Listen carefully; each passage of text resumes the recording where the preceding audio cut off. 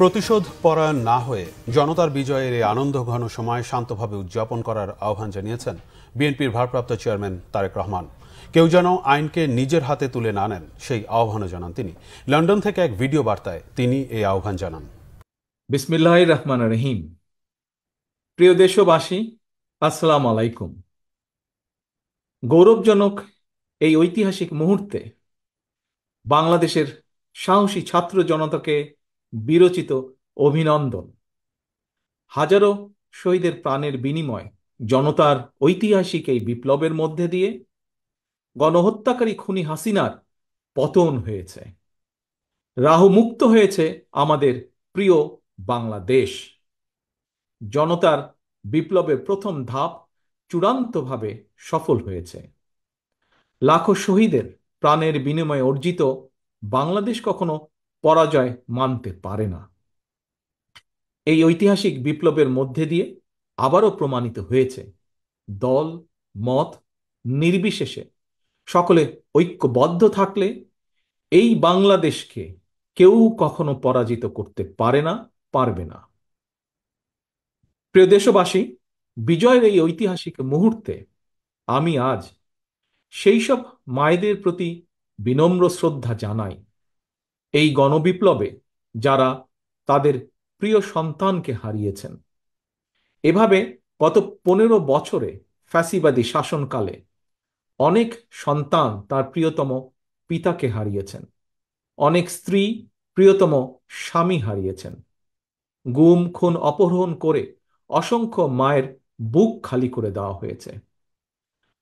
আপনাদের সন্তানের শহীদ মৃত্যু, স্বজনদের ত্যাগ তিতিক্ষায় 2024 সালের 5ই আগস্ট প্রিয় বাংলাদেশ আরেকটি বিজয় দেখেছে।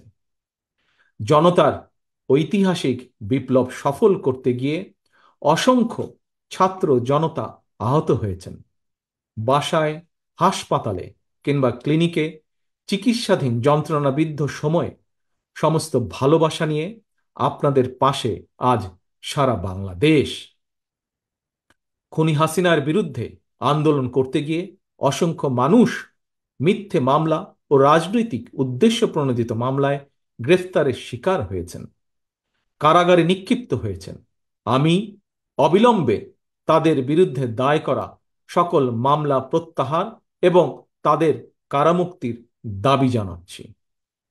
একই সঙ্গে ছাত্রছাত্রীরা যাতে আবার স্বাভাবিকভাবে হলে, হোস্টেলে, ক্লাসে ফিরতে পারেন এবং পরীক্ষায় অংশ নিতে পারেন, আশা করি সেই পদক্ষেপ দ্রুত গ্রহণ করা হবে। প্রিয় দেশবাসী, দেশের 18 কোটি মানুষকে জিম্মি করে 12.5 কোটি ভোটারের ভোটের অধিকার কেড়ে নিয়ে বাংলাদেশকে তাবেদার রাষ্ট্রে পরিণত করা হয়েছিল।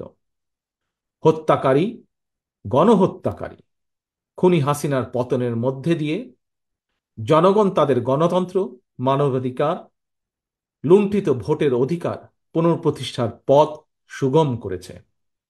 এর মধ্যে দিয়ে জনগণের বিপ্লবের প্রথম ধাপ সফলভাবে সম্পন্ন হয়েছে।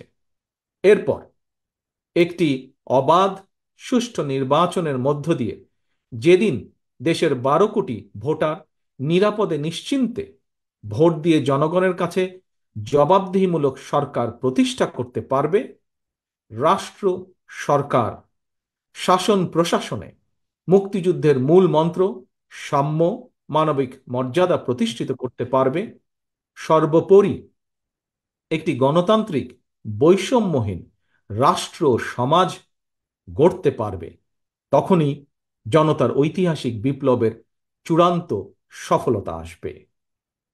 প্রিয় দেশবাসী, জনতার ঐতিহাসিক বিপ্লবকে চূড়ান্ত লক্ষ্যে পৌঁছতে তাই যথাসম্ভব দ্রুততম সময়ের মধ্যে একটি অবাধ, সুষ্ঠু, নিরপেক্ষ নির্বাচনের আয়োজন করতে হবে।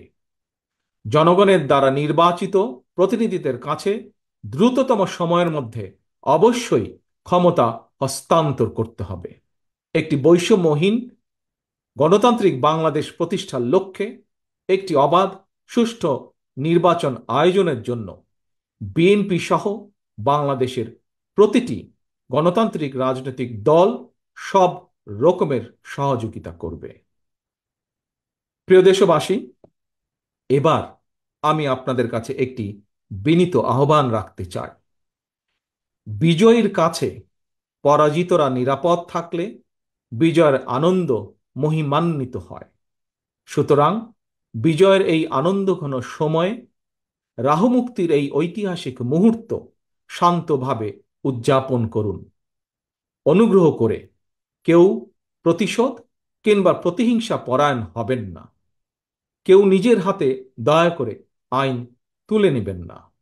অর্জিত বিজয় যাতে লক্ষ্যচ্যুত না হয় সে ব্যাপারে জনগণকে সতর্ক দৃষ্টি রাখতে হবে। 52, 71 কিংবা 90 মতন ছাত্র জনতা আবারও একটি বিজয়ের ইতিহাস রচনা করেছে। প্রিয় দেশবাসী, আবারও আপনাদের সকলকে বিরচিত অভিনন্দন।